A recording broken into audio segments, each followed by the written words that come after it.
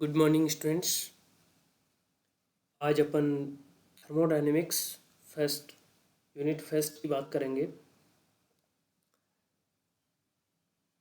Thermodynamics, सबसे पहले बात आती है थर्मोडायनेमिक्स कहते किसे।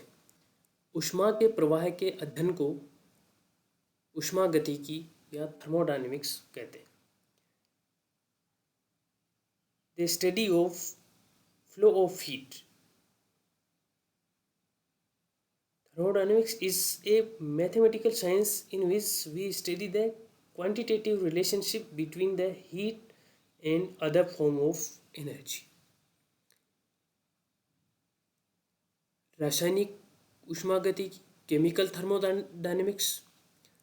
ऊष्मागतिकी की वह एक शाखा है जिसमें रासायनिक पदार्थों के भौतिक रूपांतरों तथा रासायनिक अभिक्रियाओं के परिणाम स्वरूप होने वाले ऊर्जा परिवर्तनों का अध्ययन किया जाता है।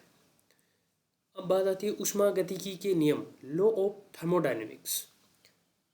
अभी अपन मेन डेफिनेशन थर्मोडायनेमिक्स के लॉज हैं उनकी देखेंगे, उसके बाद में इनकी डिटेल स्टडी करेंगे। सबसे पहले आता है ऊष्मागतिकी का शून्य नियम, जीरोथ लॉ। यदि दो वस्तुएं ए तथा बी किसी तीसरी वस्तु सी के साथ पृथक पृथक उसमें साम्य में हों तो ए तथा बी परस्पर भी उसमें साम्य में होंगी। मीन्स कोई दो वस्तुएं ए और बी, कोई तीसरी वस्तु है सी, उसके साथ दोनों अलग अलग उसके साथ उसमें साम्य में हैं, तो अपन देखेंगे, अपन पाएंगे कि ए और बी परस्पर आपस में भी क्या है, उसमें साम्य में हैं। इंग्लिश में अपन इसे कहते हैं, this law states that if A and B are in thermal equilibrium with C, then A and B are also in thermal equilibrium with each other.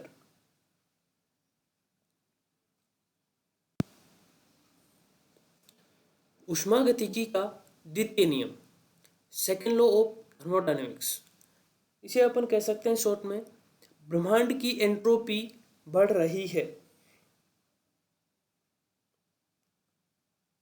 Entropy of universe is increasing.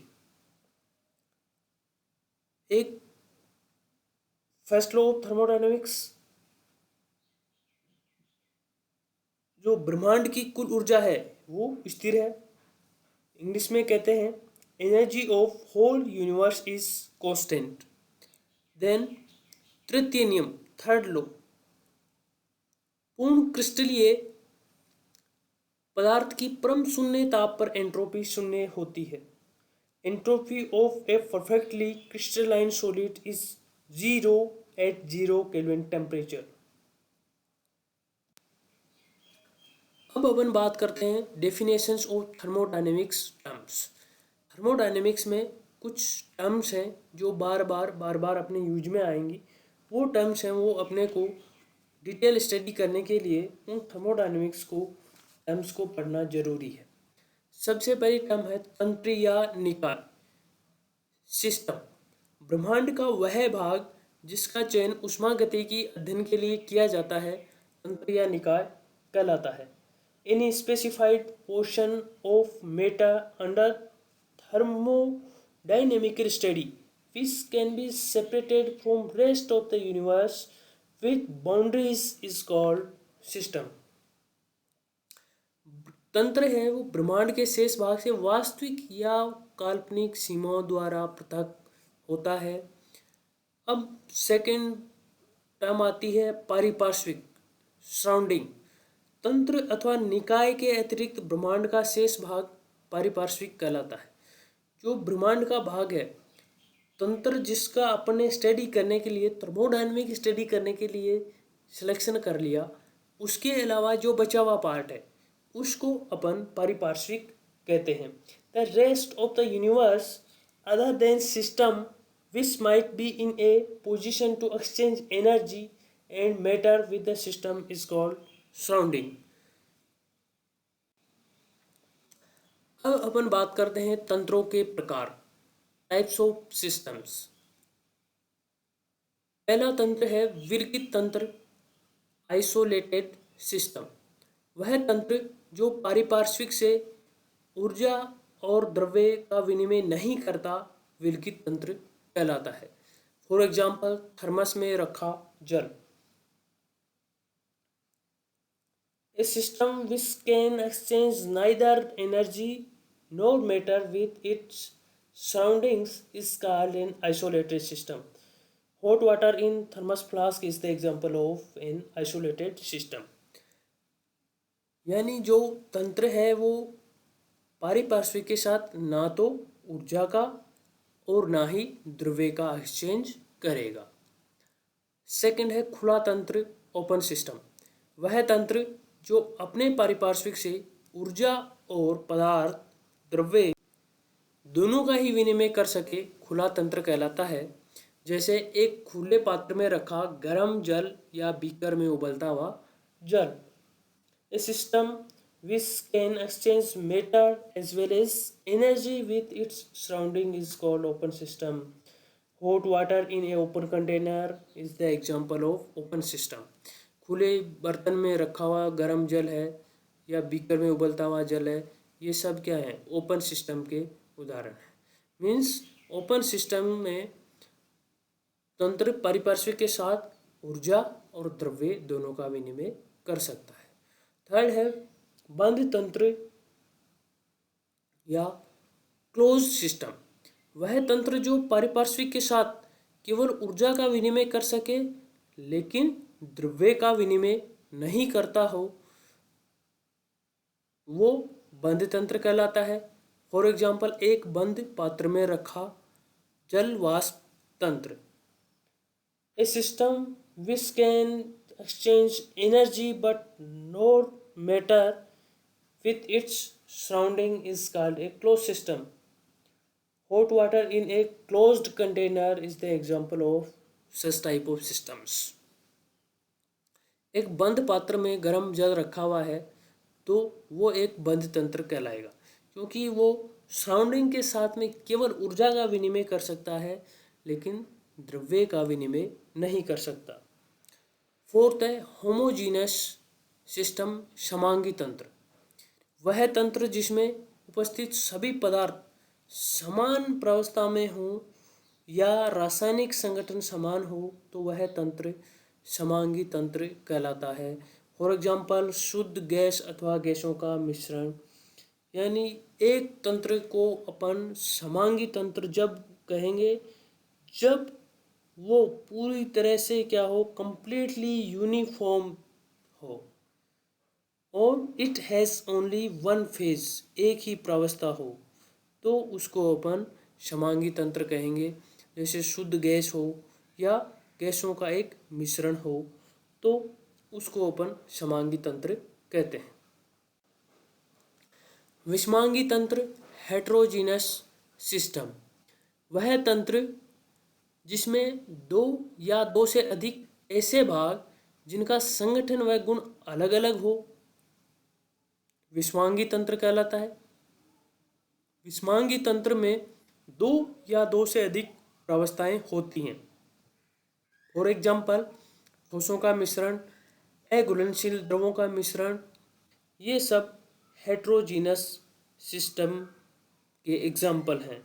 यानी throw out system uniform नहीं होगा, system में more than one phase exist करेंगी। जैसे ठोसों का मिश्रण होगा, अघुलनशील द्रवों का मिश्रण होगा, तो ये सब विषमांगी तंत्र के हेट्रोजीनस सिस्टम के एग्जाम्पल हैं। अब एक छोटी सी टर्म आती है ऊष्मागतिकी साम्य, थर्मोडायनेमिक इक्विलिब्रियम। जब किसी तंत्र का कोई भी प्रेक्षणीय गुण या स्थूल गुण, जिसे अपन कहते हैं मैक्रोस्कोपिक प्रॉपर्टीज, जैसे ताप, दाब आदि में समय के साथ परिवर्तन नहीं होता है तो वह तंत्र ऊष्मागतिकी साम्य में होता है। और ये जो साम्य हैं ये अलग अलग तरह के साम्य हैं, इनकी अपन बात करेंगे। जैसे thermal equilibrium, mechanical equilibrium, chemical equilibrium. सबसे पहले अपन बात करते हैं तापीय साम्य, थर्मल इक्विलिब्रियम।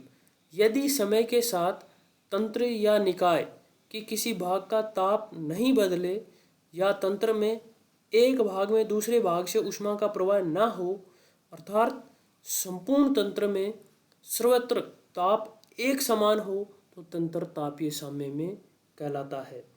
इंग्लिश में इसे बोलते हैं ए system is in thermal equilibrium if there is no flow of heat from one part of the system to another. This is possible only when the temperature of all part of system is uniform. Second is chemical equilibrium, रासायनिक साम्य। तंत्र में उपस्थित विभिन्न प्रावस्थाओं में संगठन में परिवर्तन ना हो, अर्थात सांद्रताओं में परिवर्तन ना हो, तो वह तंत्र रासायनिक साम्य में कहलाता है। A system is in a chemical equilibrium if the composition of the different phases does not change with time and is uniform throughout the system. Concentration है वो परिवर्तित नहीं होगी, कांस्टेंट रहेगी, तो उस अपन इक्विलिब्रियम को कहेंगे chemical equilibrium. And last one is mechanical equilibrium, यांत्रिक साम्य।